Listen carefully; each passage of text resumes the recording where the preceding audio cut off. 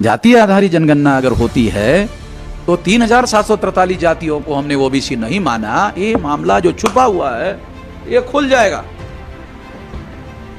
और फिर किसको नहीं मिला, वो लोगों का मामला आंदोलन के फ्रंट पे आएगा, क्योंकि ये छुपा के रखा है, ये भी ब्राह्मणों के वर्चस्व का ही मामला है। तो एक तरफ 16 नवंबर 92 को सुप्रीम कोर्ट का जजमेंट आ रहा था, तो दूसरी तरफ एक साल पहले ब्राह्मणों ने मान लिया कि ओबीसी को रिजर्वेशन देना पड़ेगा, अब मामला ठंडा नहीं किया जा सकता। उसके पहले ही 90 में प्राइवेटाइजेशन शुरू कर दिया। 16 नवंबर 92 को ओबीसी का रिजर्वेशन लागू हुआ और 90 में प्राइवेटाइजेशन शुरू हुआ। जब मंडल कमीशन लागू हुआ और 5 में से 4 बड़े जजमेंट सुप्रीम कोर्ट ने ओबीसी के विरोध में दिए, तो भी ओबीसी के लोगों ने, किसी ने भी इसके विरोध में कोई आंदोलन नहीं चलाया, ना जानकारी लिया, ना जानकारी दिया। यह सुप्रीम कोर्ट का जजमेंट भी इस बात का सबूत है कि ब्राह्मणों ने अपना वर्चस्व बनाए रखने के लिए मंडल के विरोध में आंदोलन चलाया था, सिखों के विरोध में आंदोलन चलाया था, खालिस्तान वर्सेज हिंदुस्तान का मामला खड़ा किया था। इसके बावजूद भी जब मंडल लागू हुआ तो ये सुप्रीम कोर्ट में घसीट कर लेके गए और सुप्रीम कोर्ट के द्वारा 5 में से 4 बड़े जजमेंट जो है ओबीसी के विरोध में दिए गए। 52% रिजर्वेशन नहीं मिलेगा। दूसरा 27% मिलेगा, मगर क्रिमिनल के साथ मिलेगा। तीसरा निर्णय दिया, रिजर्वेशन इन प्रमोशन नहीं मिलेगा। चौथा 3743 जाति को नहीं मिलेगा। जितने राज्य की लिस्ट अभी है, सारे देश की लिस्ट को इकट्ठा किया जाए, उसकी संख्या गिनी जाए तो अभी 2633 जातियां है आज के तारीख में। 3743 जातियों को ओबीसी की अभी भी मान्यता नहीं है। ब्राह्मणों ने यह सोचा कि राम राम तो हम करते नहीं है, हम तो नमस्कार करने वाले लोग हैं, राम राम करने वाले लोग तो ये बैकवर्ड लोग हैं। तो राम राम कहने वाले, नमस्कार करने वाले लोगों ने सोचा राम राम करने वाले जो लोग हैं उनका अगर राम नाम सत्य करना है तो राम का नाम लेकर ही राम नाम सत्य किया जा सकता है। इसलिए उन्होंने बैकवर्ड क्लास के लोगों को कहा कि तुम्हारे राम का मंदिर हम बनाना चाहते अयोध्या में, मगर मुसलमान है कि बनने देना नहीं चाहते। जरा मुसलमानों का देखो तो, भिड़ा दिया ओबीसी को मुसलमानों के साथ और ओबीसी के लोग मंडल भूल गए।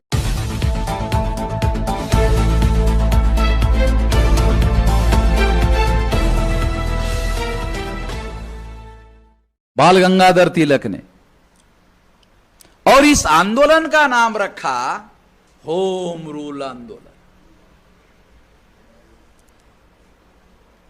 आप लोगों को, बच्चों को जो टीचर लोग पढ़ाते हैं ना, वो सारे शब्द उसमें लिखे हुए हैं, मगर अर्थ पता नहीं है इसका क्या अर्थ है। होम रूल आंदोलन, इसका हिंदी में ट्रांसलेशन था स्वराज्य, स्वराज्य। तो स्वराज्य का मतलब ब्राह्मण राज्य, क्योंकि वो कहते थे कि ब्राह्मणों को प्रशासन में अधिकार, भारतीयों को नहीं, पर्टिकुलर कहते थे। उसको उन्होंने स्वराज्य का नाम दिया। कहते थे आप विदेशी हो, हम भी विदेशी है, आप राजा रहो, शासक रहो,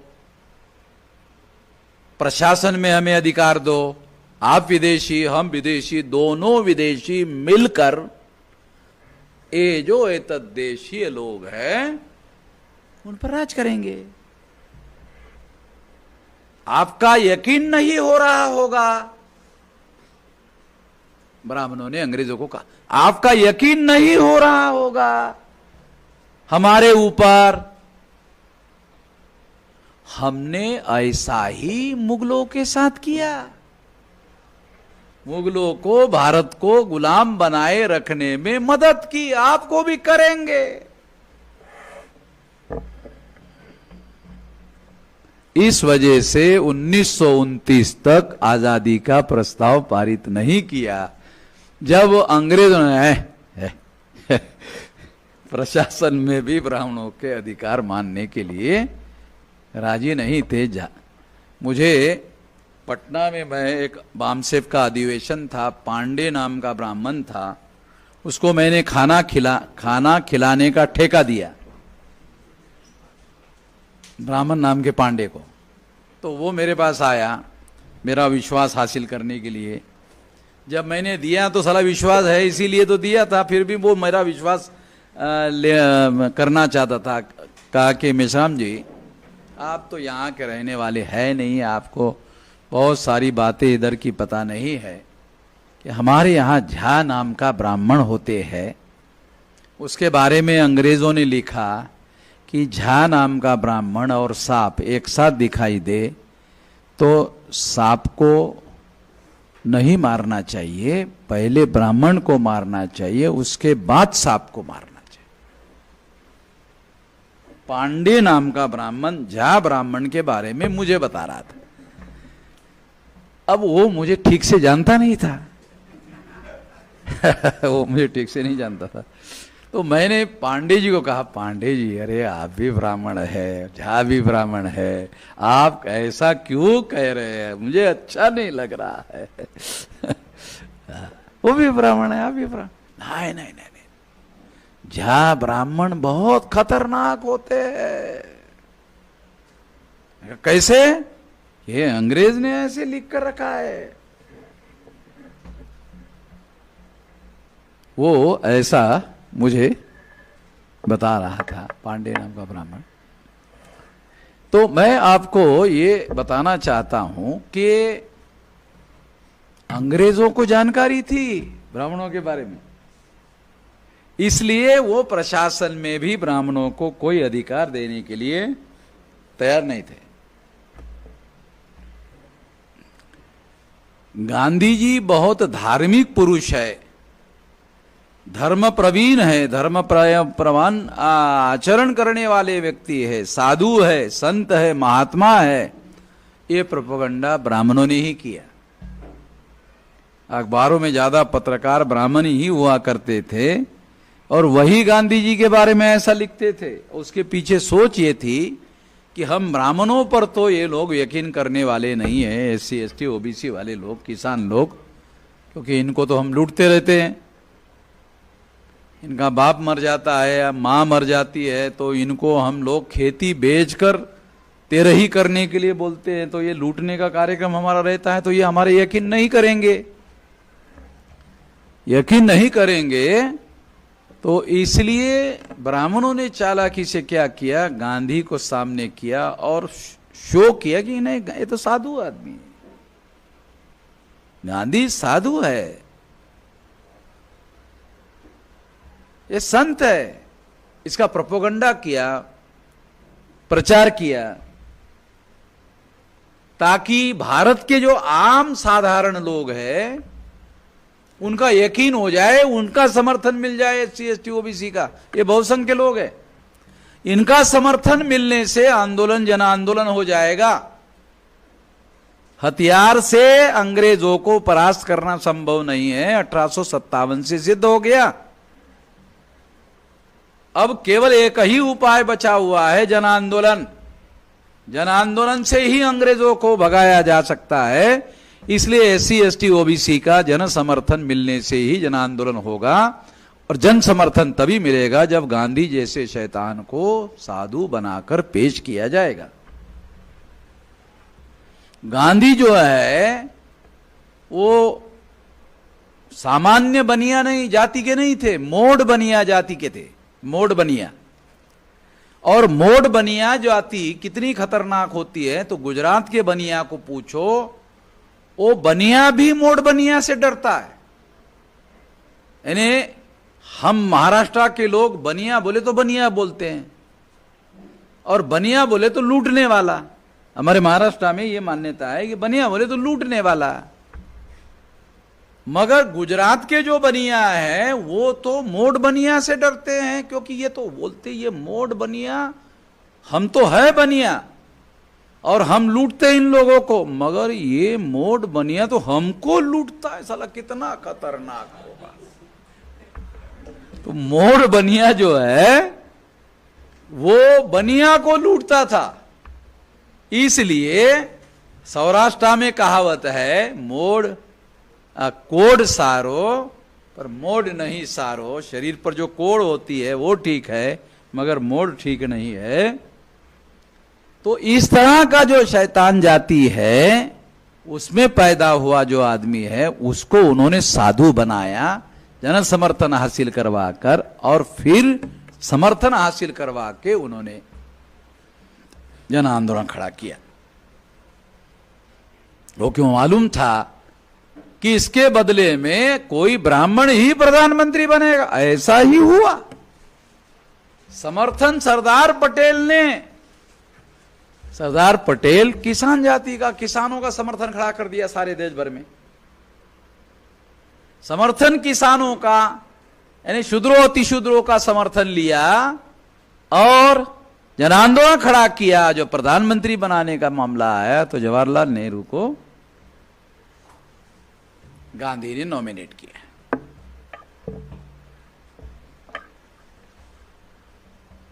ये धोखा जो है, बैरिस्टर गांधी ने बैरिस्टर वल्लभ भाई पटेल को धोखा किया, साधारण आदमी को धोखा नहीं किया।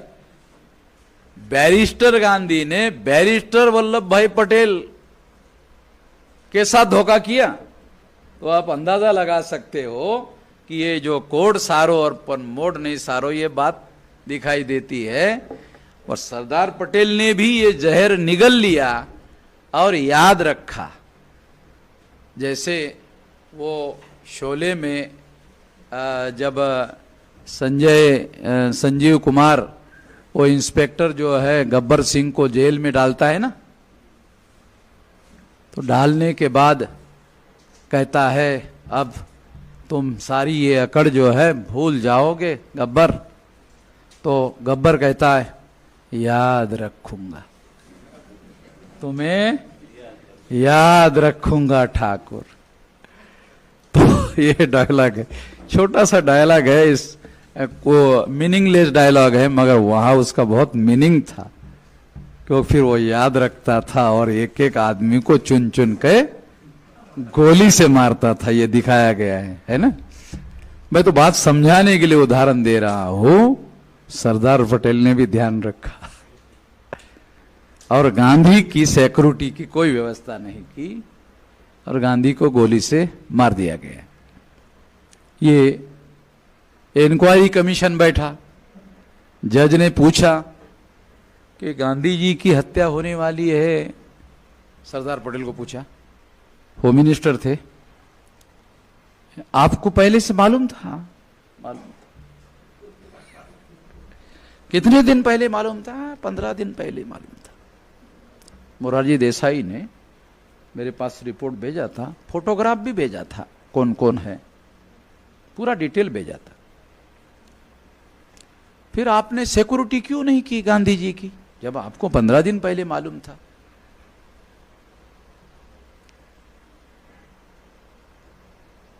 सवाल पूछे, आपने सिक्योरिटी क्यों नहीं की? तो सरदार पटेल ने कोई जवाब नहीं दिया, नो आंसर। ये सवाल है उसका। जज ने पूछा क्यों नहीं की, नो आंसर। तो वो क्रिमिनल लॉयर थे, एक्सपर्ट लॉयर थे, बैरिस्टर थे, वो जानते थे कि अगर कोई भी डिफेंस करने के लिए जवाब दूंगा तो क्रॉस एग्जामिनेशन में झूठा साबित हो जाएगा। तो इसलिए नो आंसर। अब वो कोई शेड्यूल कास्ट का, शेड्यूल ट्राइब का, बैकवर्ड क्लास का अरेस्ट किया हुआ आदमी तो नहीं था कि 4 डंडे पुलिस चौकी में लगाया जाए और उनके मुंह से निकलवाया जाए। है? वो तो पुलिस विभाग का ही ऑल इंडिया का हेड था, उसको तो 4 डंडे नहीं लगाए जा सकते ना सरदार पटेल को। तो इस तरह से गांधी जी का राम नाम सत्य हुआ, याद रखूंगा। जैसे गब्बर सिंह ने कहा था, याद रखूंगा ठाकुर, याद रखूंगा। तो सरदार पटेल ने भी जो जहर पी लिया होगा उस समय, 14 स्टेट के लोगों ने सरदार पटेल का नाम दिया था। सारे लोग अनअपोज उसके समर्थन में थे। जवाहरलाल के समर्थन में केवल एक आदमी था। तो इस तरह से ये बैकग्राउंड में इसलिए आपको समझा रहा हूं कि ये तो सारा आजादी का आंदोलन साला ब्राह्मणों के कब्जा करने का मामला था। तो ब्राह्मण लोग जानते थे कि ये संविधान हमारा सारा का सारा मामला उल्टा पुल्टा करने वाला है, सारा को सारा खत्म करने वाला है। तो इसे हम नहीं मानते हैं ऐसा भी नहीं कह सकते, बल्कि ऐसा कहना पड़ता है जिसको हम नहीं मानते। संविधान की शपथ लेता हूं, उस पर ही अमल करूंगा, उसके विरोध में कुछ नहीं करूंगा। मतलब जिस पर यकीन नहीं है उस पर ऐसा उधर ऐसा माइक पर कहलवाते हैं, फिर उसका वीडियो बनाते हैं और फिर सब दुनिया वालों को दिखाते हैं। ये सब उनको कहना पड़ता है जो जिस पर वो विश्वास नहीं करते हैं, मानते नहीं है। इसलिए उन्होंने एक तरीका निकाला सीक्रेट प्रैक्टिस के द्वारा अमल नहीं करने का, सीक्रेट प्रैक्टिस करने का। और वो सीक्रेट प्रैक्टिस अखबार हमारे हैं तो कोई छप के आएगा नहीं, रिप्रेजेंटेशन हमारा है, कोई SC ST OBC का आदमी कांग्रेस पार्टी का टिकट दिया इसलिए चुनकर आया, इसलिए उसको मालूम भी हुआ तो भी बोलेगा नहीं, बोलने के लिए अनुमति नहीं देंगे, बोलेगा ही नहीं। बोलेगा तो अगले बार चुनाव में टिकट नहीं देंगे। हीरालाल परमार गुजरात का उदाहरण है। तो इस तरह से उन्होंने ना अमल करने की नीति पर अमल किया, फिर भी इतना सारा करने के बाद भी मंडल कमीशन आया, इतना सब किया। OBC की जाति आधारित गिनती नहीं किया, उनकी हिंदू के नाम पर गिनती करवाया। सारा कुछ करने के बावजूद भी 81 में आखिरकार मंडल कमीशन आया, रिपोर्ट आया, तो कितना बवाल मच गया था सारे देश भर में। मैं बैकग्राउंड समझा रहा हूं आप लोगों को, तो उससे आपको समझ में आएगा कि ये जो एजुकेशन पॉलिसी आइसोलेशन में नहीं आई है, जो आई है ये सारी बातें उसके बैकग्राउंड में काम कर रही है। हम लोग संविधान के समर्थन में है, संविधान हमारे समर्थन में है, उसके साथ जो धोखाधड़ी हुई है इसीलिए हम लोग उसकी बात कर रहे हैं। जो इसके विरोध में है वो तो इस तरह की कोई बात समझाने का काम कर ही नहीं सकते। तो मंडल कमीशन आया, मंडल कमीशन आया 81 में, और उसके बाद जब ये बहुत बड़ा बवाल खड़ा हो गया, उसके बाद एक तरफ RSS विश्व हिंदू परिषद और BJP इन लोगों ने एक आघाड़ी ओपन किया राम जन्मभूमि बाबरी मस्जिद के नाम पर, और दूसरी आघाड़ी इंदिरा गांधी और कांग्रेस ने ओपन की, वो खालिस्तान वर्सेस हिंदुस्तान। ये रणनीति बनाई ताकि हिंदुस्तान कांग्रेस के समर्थन में खड़ा हो जाए, खालिस्तान अगर सारे 100% पंजाबी अगर उसके समर्थन में खड़े भी हो जाते, अगर खड़े भी हो जाते तो भी 13 मेंबर पार्लियामेंट है, 530 सीटों पर फिर कांग्रेस का कब्जा हो जाएगा, यानी बहुमत फिर भी रहेगा। हुआ ऐसे ही, इंदिरा गांधी ने इसको आधार बनाकर खालिस्तान वर्सेस हिंदुस्तान के आधार पर चुनाव होने का मामला खड़ा हो गया, और जब बवाल खड़ा हो गया तो इंदिरा गांधी की हत्या हो गई। हत्या को फिर उन लोगों ने जिन्होंने रणनीति बनाई थी आधार बनाया, आधार बनाकर चुनाव लड़ा और फिर चुनाव जीत गए 84 का। दूसरी तरफ जो बैकवर्ड क्लासेस के लोग जाग रहे हैं, इकट्ठा हो रहे हैं, संगठित हो रहे हैं, और शेड्यूल कास्ट और शेड्यूल ट्राइब के लोग जो है, उसमें बहुत अहम बात मैं आपको बताता हूं, क्योंकि ये भी हम लोगों ने रिकॉर्ड करके रखी हुई सारी बातें हैं। एक आशीराम जी बताया करते थे, दिल्ली में चौधरी ब्रह्म प्रकाश थे, उन्होंने मोर्चा निकाला मंडल कमीशन के समर्थन में। उसमें नारा लगाया जा रहा था, चौधरी ब्रह्म प्रकाश जी नारा लगवा रहे थे लोगों को, पिछड़े वर्ग का नारा है 90 भाग हमारा है, यानी देश का 90 भाग जो है वो हमारा है, वो नारा लगवाते थे दिल्ली में। तो एक पत्रकार था, उन्होंने नारा लगाने वाले लोगों की गिनती किया तो वो संख्या में 90 नहीं थे, वो संख्या में 90 नहीं थे। तो कार्यक्रम होने के बाद चौधरी ब्रह्म प्रकाश को पत्रकार ने पूछा, चौधरी साहब नारा तो बहुत बढ़िया लग रहा था। कहा कौन सा? क्या पिछड़े वर्ग का नारा है, 90 भाग हमारा है, नारा तो बहुत बढ़िया लग रहा था, मगर वो लोग संख्या में 90 नहीं थे चौधरी साहब।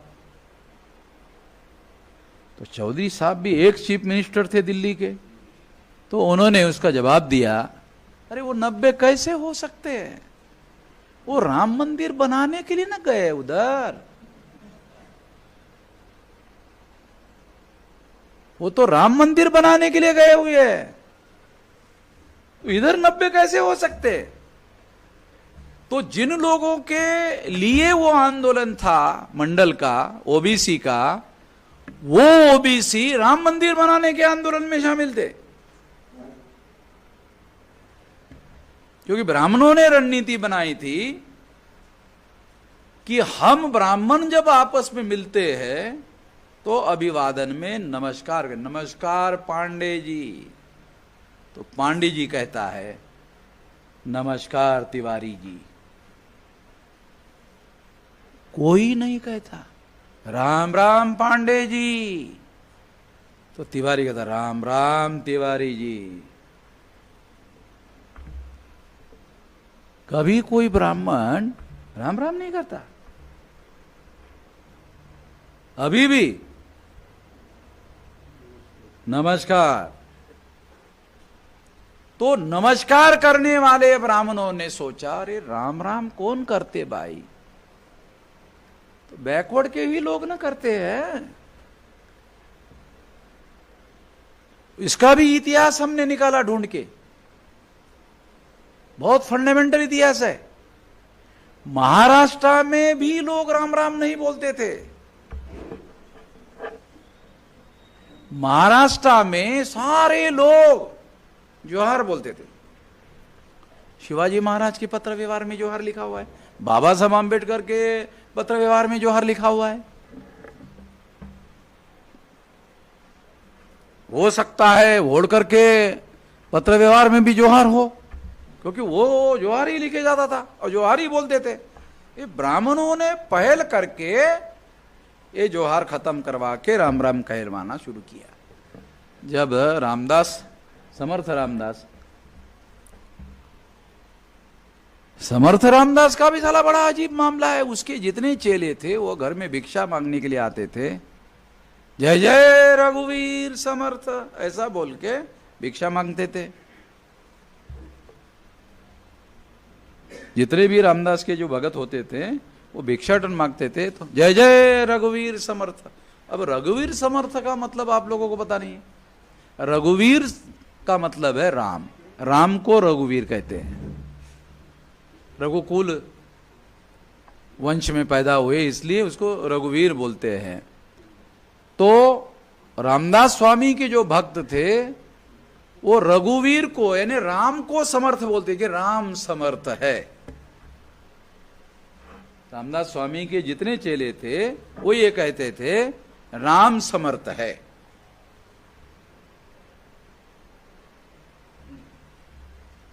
और महाराष्ट्र के जो ब्राह्मण हैं, रामदास और उसके चेले राम को समर्थ बोलते थे, और महाराष्ट्र के ब्राह्मण रामदास स्वामी को ही समर्थ रामदास बोलते थे। तो वो एक अभियान चलाया गया था महाराष्ट्र में, उसके तहत महाराष्ट्र में बहुजन समाज के लोगों को राम राम कहने का प्रचलन शुरू हुआ। ब्राह्मणों में अब भी राम राम कहने का प्रचलन नहीं है। तो ब्राह्मणों ने ये सोचा कि राम राम तो हम करते नहीं है, हम तो नमस्कार करने वाले लोग हैं, राम राम करने वाले लोग तो ये बैकवर्ड लोग हैं। तो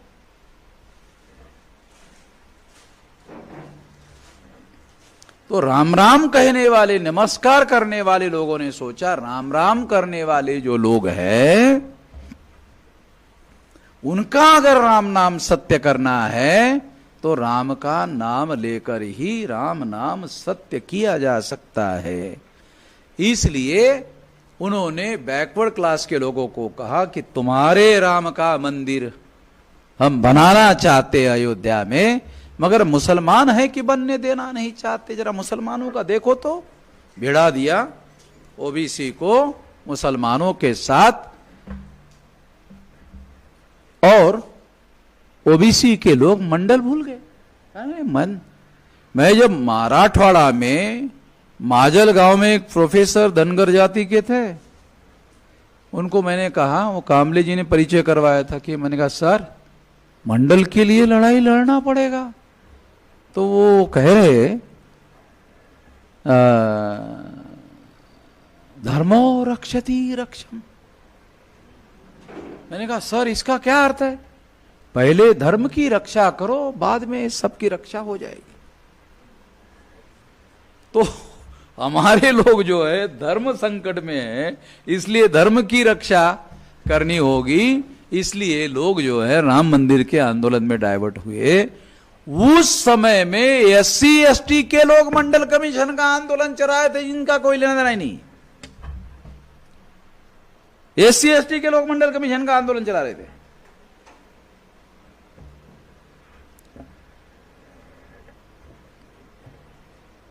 जब मंडल कमीशन लागू हुआ और 5 में से 4 बड़े जजमेंट सुप्रीम कोर्ट ने ओबीसी के विरोध में दिए, तो भी ओबीसी के लोगों ने, किसी ने भी इसके विरोध में कोई आंदोलन नहीं चलाया, न जानकारी लिया, न जानकारी दिया। यह सुप्रीम कोर्ट का जजमेंट भी इस बात का सबूत है कि ब्राह्मणों ने अपना वर्चस्व बनाए रखने के लिए मंडल के विरोध में आंदोलन चलाया था, सिखों के विरोध में आंदोलन चलाया था, खालिस्तान वर्सेस हिंदुस्तान का मामला खड़ा किया था। इसके बावजूद भी जब मंडल लागू हुआ तो ये सुप्रीम कोर्ट में घसीट कर लेके गए, और सुप्रीम कोर्ट के द्वारा 5 में से 4 बड़े जजमेंट जो है ओबीसी के विरोध में दिए गए। 52% रिजर्वेशन नहीं मिलेगा। दूसरा 27% मिलेगा मगर क्रिमिनल के साथ मिलेगा।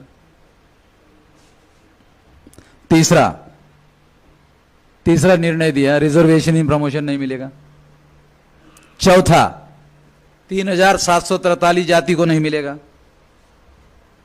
जितने राज्य की लिस्ट अभी है, सारे देश की लिस्ट को इकट्ठा किया जाए, उसकी संख्या गिनी जाए तो अभी 2633 जातियां है आज के तारीख में। 3743 जातियों को ओबीसी की अभी भी मान्यता नहीं है, और जिनको मान्यता नहीं है वो लोगों को जगाने का भी कोई काम जो है कोई करता हुआ दिख नहीं रहा है, क्योंकि ये सारी बातें ब्राह्मणों के वर्चस्व से रिलेटेड है।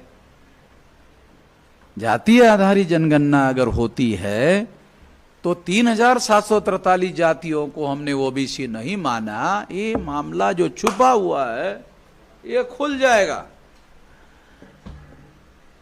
और फिर किसको नहीं मिला, वो लोगों का मामला आंदोलन के फ्रंट पे आएगा,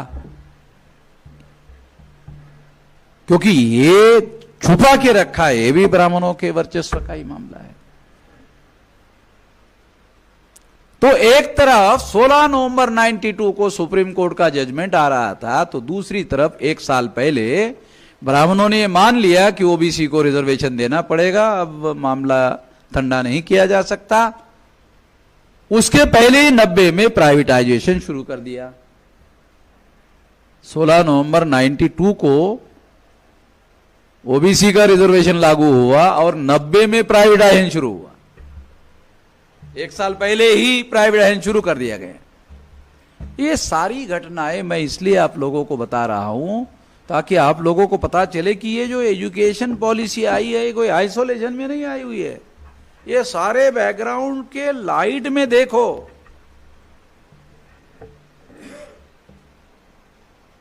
जिन ब्राह्मणों ने केंद्र की सत्ता राज्य की किसान लोगों के समर्थन से हासिल की, वो किसान निश्चिंत थे कि हमारे विरोध में कुछ नहीं हो सकता, उनकी जमीनों को हड़पने का कानून बना दिया गया। तुम्हारे पास भी नहीं रखेंगे। उनकी ही मदद से केंद्र की सत्ता में काबिज हुए। कांग्रेस का कब्जा जो सेंट्रल गवर्नमेंट में हुआ वो गांव के रहने वाले किसानों की मदद से। किसानों का ही समर्थन हो, इसीलिए तो बैलजोड़ी का चुनाव निशान लगाया था कांग्रेस ने। कांग्रेस का पहला जो चुनाव निशान था बैलजोड़ी का था। बैलजोड़ी के बाद गाय बासरू। हाँ, मतलब ये सारी बातें जो है किसानों के साथ, किसानों का ही समर्थन लेकर किसानों के ही विरोध में कानून बनाने का मामला आ रहा है। अब किसान के हाथ में खेती रखा नहीं जाएगा। वो सारी खेती जो है उद्योगपतियों को दी जाएगी और खेती का कारपोरेटरीकरण किया जाएगा, निगमीकरण किया जाएगा,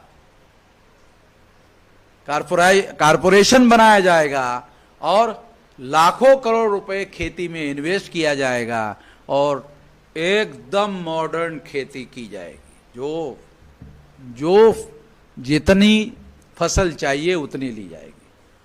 कम जमीन में 3-3 फसलें ली जाएगी। मतलब जो खेती में प्रोडक्शन होता है वो भारत के आसपास जो छोटे देश है, जो गल्फ कंट्री है, उनको यहां से सब्जी जाती है। भारत से ही सब्जी जाती है सारी, ये जितनी गल्फ है वहां कोई खेती वेती तो है नहीं। तो 3-3 फसलें निकलेगी तो आसपास के देश को यही लोग सप्लाई करेंगे। यही लोग सप्लाई करेंगे बड़े पैमाने पर। आपको जितना गेहूं चाहिए उतना गेहूं उत्पादन कर लेंगे। एक फसल में जितना चावल चाहिए चावल कर लेंगे। कहां कहां कौन से प्रकार के फ्रूट आते हैं, दुनिया के बेहतरीन किस्म के फ्रूट पैदा करेंगे सारी दुनिया में। अब ये सारा काम किसान कर नहीं सकते, क्योंकि ये करने के लिए लाखों करोड़ रुपए उसमें इन्वेस्ट करना होगा। सरकार उसमें इन्वेस्ट करने के लिए तैयार नहीं है। विदेश से जब कोई चीज लाई जाती थी अमेरिका और यूरोप से भारत में इंडस्ट्री खड़ा करने के लिए, तो 300 टाइम टैक्स होता था। 300 टाइम टैक्स। मान लो 10,000 की कोई वस्तु होती थी तो उस पर 300 टाइम टैक्स होता था। तो 2 लाख 3 लाख, 10,000 की वस्तु 2-3 लाख की हो जाती थी, इतना टैक्स होता था। और ये सारे इंडस्ट्री वालों को देना पड़ता था। अभी 300 टाइम्स जो टैक्स है वो 30% तक नीचे आ गया, रिड्यूस हो गया। 300 गुना जो टैक्स होता था। तो टैक्स जिन लोगों को देना पड़ता था अभी नहीं देना पड़ता है, तो उनके पास पैसा बहुत ज्यादा जमा हो रहा है। पिछले बार मैंने एक आंकड़ा पढ़ा था, 17 लाख करोड़ रुपया उद्योगपतियों के अकाउंट में ऐसे पड़े हुए हैं, वो कहां इन्वेस्ट करे समझ में नहीं आ रहा है।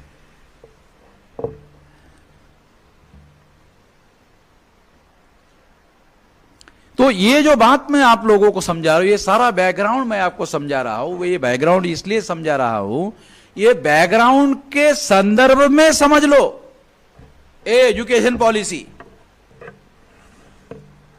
आइसोलेशन में नहीं है। एजुकेशन का प्राइवेटाइजेशन शुरू कर दिया गया। हर जिले में यूनिवर्सिटी ओपन करने का कार्यक्रम शुरू कर दिया गया। सरकारी यूनिवर्सिटी खत्म हो जाएगी, क्योंकि सरकारी यूनिवर्सिटी जो है वो यूनिवर्सिटी ग्रांट्स कमीशन के आधार पर चलेगी। वो ग्रांट कमीशन ग्रांट नहीं देगी, तो वहां कोई भी आदमी SC ST OBC का बगैर फीस से वहां एडमिशन ही नहीं ले पाएगा। पढ़ने लिखने का तो सवाल ही नहीं है।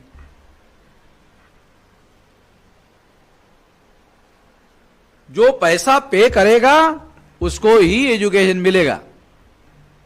तो इस देश में 83% लोग जिनका इनकम मिनिमम प्रति व्यक्ति प्रतिदिन 6 रुपया और मैक्सिमम 20 रुपया, ऐसे लोगों की संख्या 83% है।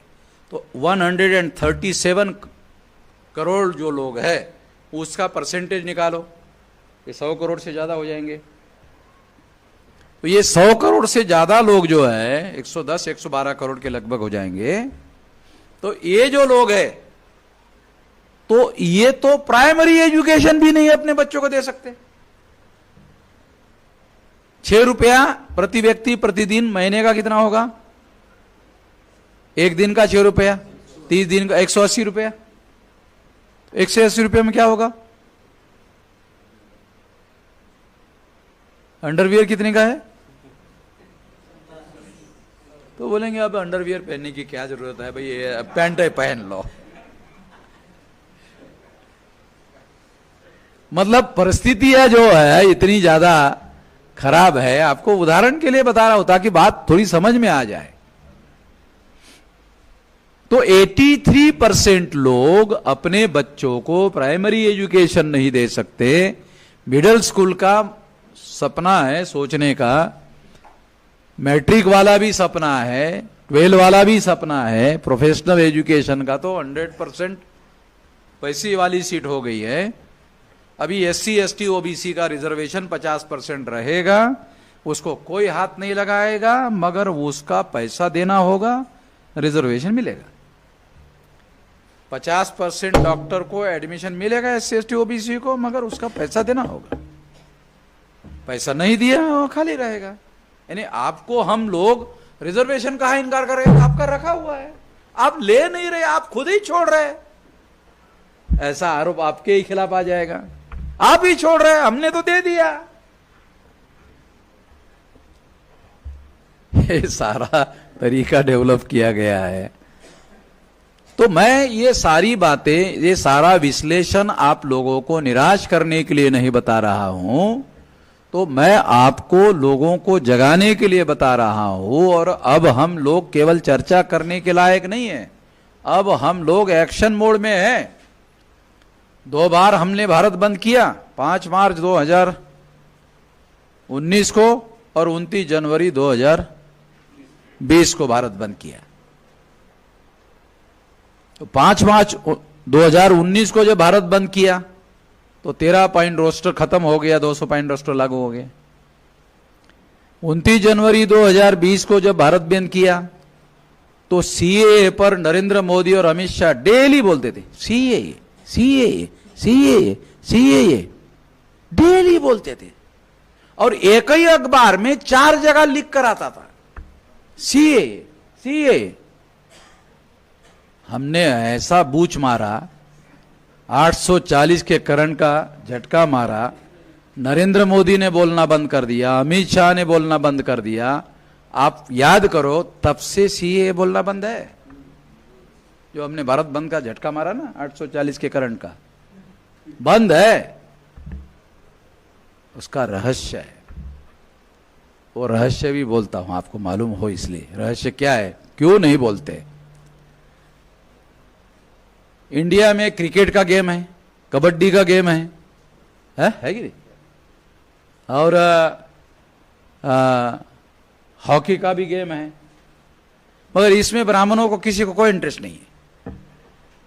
ब्राह्मणों का नेशनल गेम अलग अच्छा है।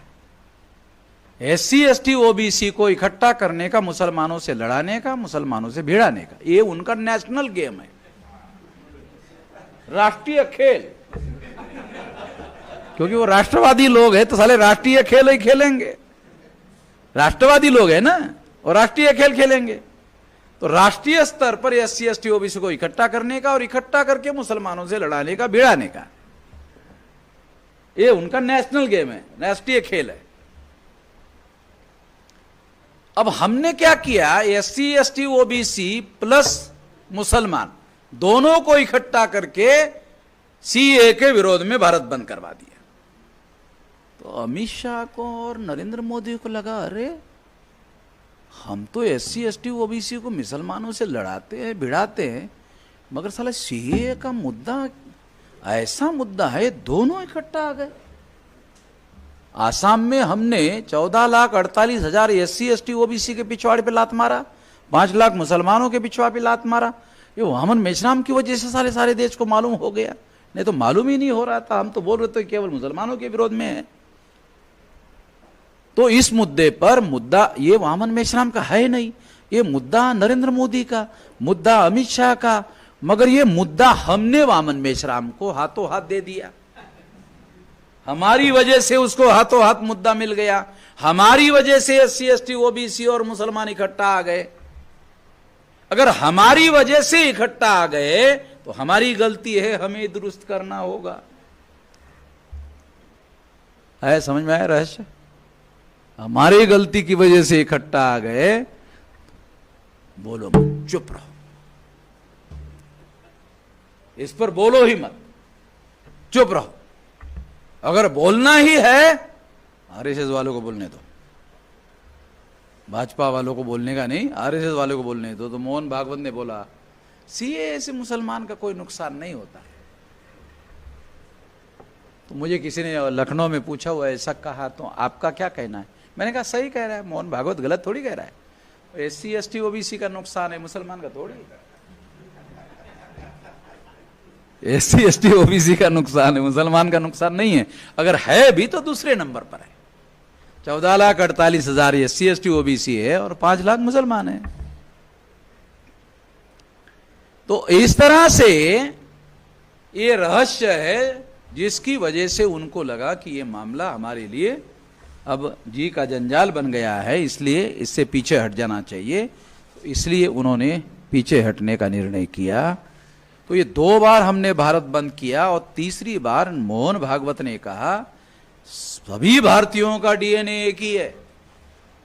हमारे लोगों ने कहा ब्राह्मण का DNA विदेशी है, तो RSS के लोगों ने सब्जेक्ट बनाया ब्राह्मण भारत की शान है। हमारे लोगों ने अब यह सब्जेक्ट रखा ब्राह्मण का DNA विदेशी है। कंपटीशन हुआ 2 सब्जेक्ट में।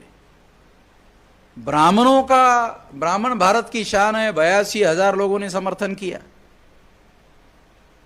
ब्राह्मण का DNA विदेशी है, 2.5 लाख से ज्यादा लोगों ने समर्थन किया। और मोहन भागवत को हमने इस मुद्दे पर पछाड़ दिया।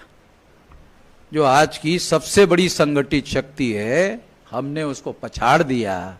आंकड़ों के आधार पर बोल रहा हूं, फेंक नहीं रहा हूं। नहीं तो आप बोलेंगे यार नरेंद्र मोदी एक फेंकता है, एक दूसरा वामन मेश्राम फेंकता है। फेंक नहीं रहा हूं, ये डाटा के साथ बोल रहा हूं, आंकड़ों के साथ बोल रहा हूं। बगैर सबूत के कोई बात करने का मुझे आदत नहीं है। तो इस आधार पर आपको बता रहा हूं, इससे यह सिद्ध होता है कि अभी हम एक्शन मोड में है। और एक्शन मोड में जितने बार एक्शन किया हर बार सफल हो गए। और अगर ये लॉकडाउन नहीं लगता तो 2 बार भारत बंद हो गया होता। अभी आने वाले 10 साल में 20 बार भारत बंद करेंगे और 74.5% जो SC ST OBC है, हर आदमी को मालूम हो जाएगा कि बामसेफ वामन मेश्राम और ऑफशूट संगठन हमारी आजादी की लड़ाई लड़ रहे हैं। तो हर SC ST OBC माइनॉरिटी का आदमी हमारे साथ जुड़ जाएगा 10 साल में। ये बात तय है। तो हम लोग केवल विश्लेषण करके आपको निराश करने के लिए नहीं कह रहे हैं, एक्शन मोड में भी आए हैं। अभी हम लोगों को संगठन बनाने का काम करने की जरूरत नहीं है, बंद कर दिया। अभी संगठन बनाने का काम हमने बंद कर दिया। बहुत सारे लोग बोल रहे वामन मेश्राम ये क्लास लेता है। क्लास लेने से क्या होगा?